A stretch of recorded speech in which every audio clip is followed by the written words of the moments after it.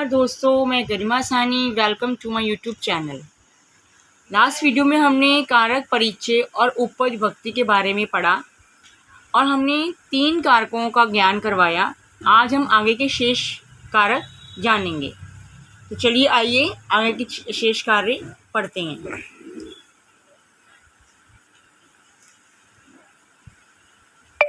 हमारा चौथा कारक है संप्रदान कारक।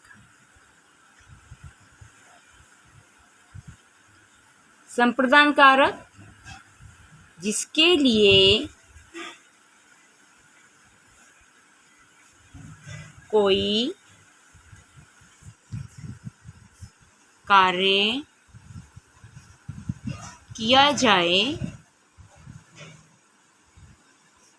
अथवा कोई वस्तु दी जाए उसे संप्रदान कारक कहते हैं। दोबारा समझेंगे एक बार। जिसके लिए कोई कार्य किया जाए, जैसे उदाहरण के लिए मान लीजिए हम किसी के लिए कोई कार्य करते हैं, उस कार्य को करने का एक जरिया होना चाहिए, एक साधन होना चाहिए जिससे हम उसको वो चीज़ वहाँ तक पहुँचा सकें। उदाहरणतः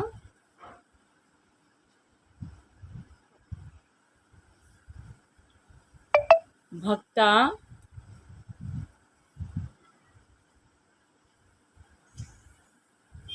देव दर्शनाय देवालयम गच्छन्ति। अब यहाँ पर हम जानेंगे हमारे इस वाक्य में संप्रदान कारक किस शब्द में है। भक्ता हो गया हमारा कर्ता, यानी कि अनेक भक्त।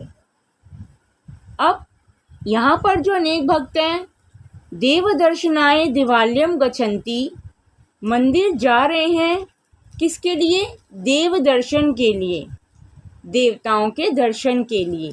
तो देव दर्शनाय, इसमें संप्रदान कारक का प्रयोग हुआ है,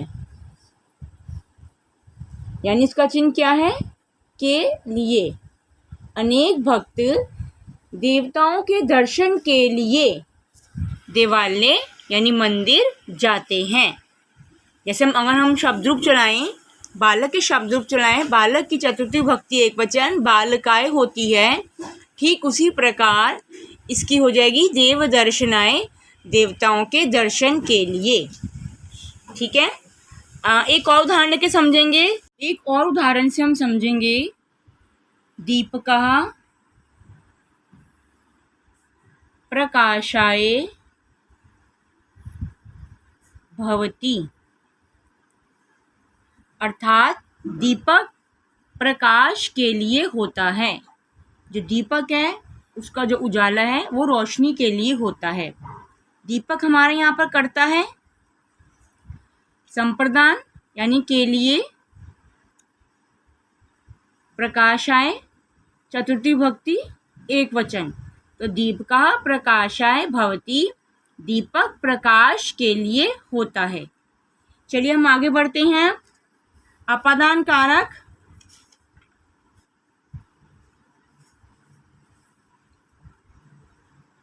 अपादान कारक जिससे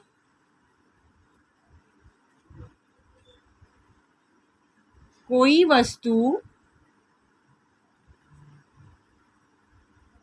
अलग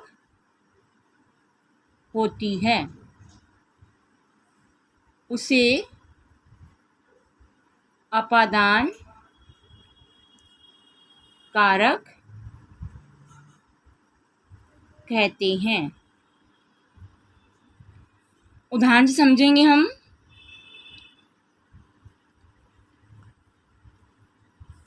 वृक्षात् पत्राणि पतन्ति, वृक्ष से पत्ते अलग होते हैं। अब यहाँ पर हमने भी सुना जिससे कोई वस्तु अलग होती है। जब कोई चीज़ किससे अलग होती है तो वहाँ पर हम पंचमी विभक्ति एक वचन का प्रयोग करते हैं, यानी के अलग होने में। वृक्ष से पत्ते अलग हो रहे हैं तो यहाँ पर हमारा हो गया अपादान कारक, यानी से अलग होना। ठीक है बच्चों, एक और उदाहरण समझते हैं।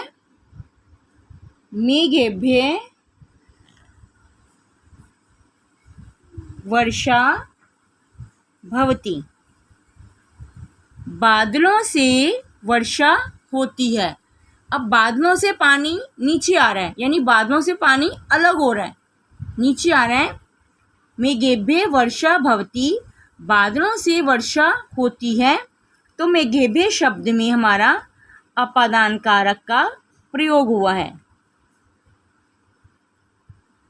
ठीक है बच्चों, अब आगे बढ़ते हैं। संबंध कारक।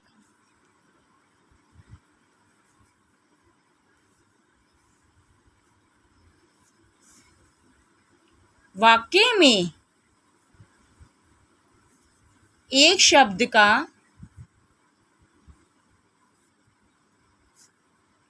दूसरे शब्द के साथ संबंध होना संबंध कारक कहलाता है।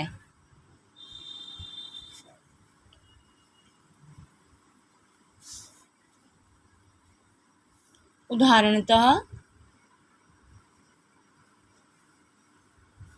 सूर्यस्य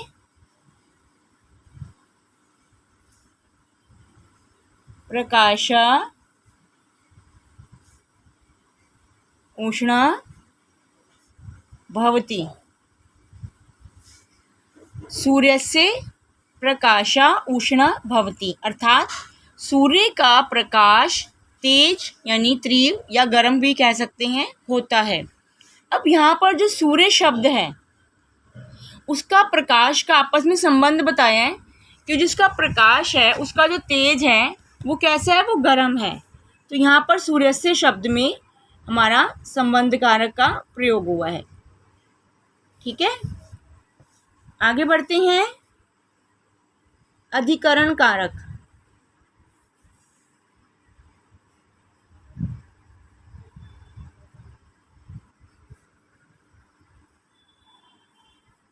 जिस स्थान पर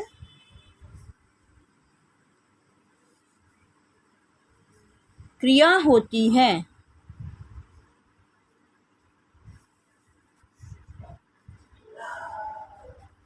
उसे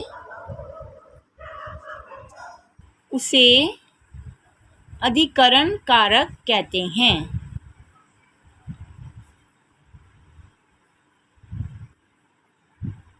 उदाहरणतः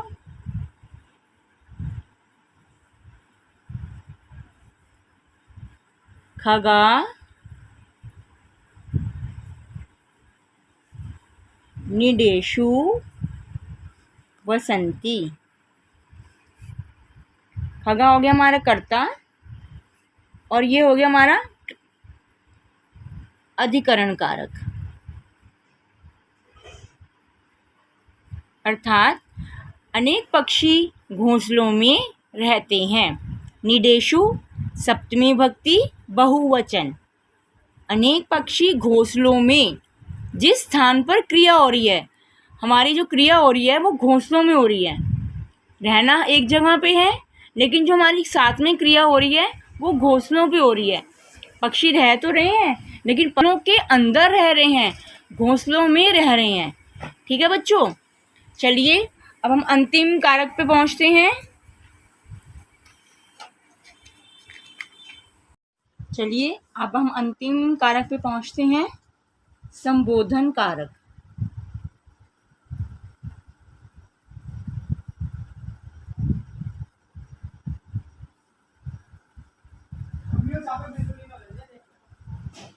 किसी को बुलाने में संबोधन का प्रयोग होता है। जब हम किसी को दूर से बुलाते हैं, हे बालक, हे मित्र, हे लता, तो इन कारक में संबोधन का प्रयोग होता है। उदाहरण देखते हैं।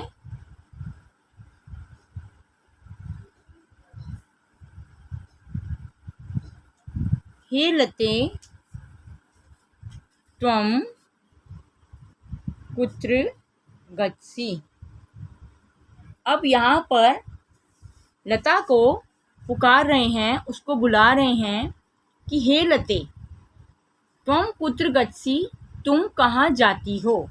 तो हे लते में कौन सा कारक हुआ? संबोधन कारक। एक और उदाहरण देखते हैं। हे आलोक अहम क्रीडनाय गच्छामि। हे आलोक, मैं खेलने के लिए जाता हूँ। अब आलोक किसी को बता रहा है कि मैं खेलने के लिए जा रहा हूँ। तो हे आलोक में क्या हो गया?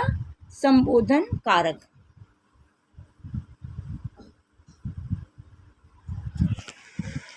तो आज के लिए इतना ही।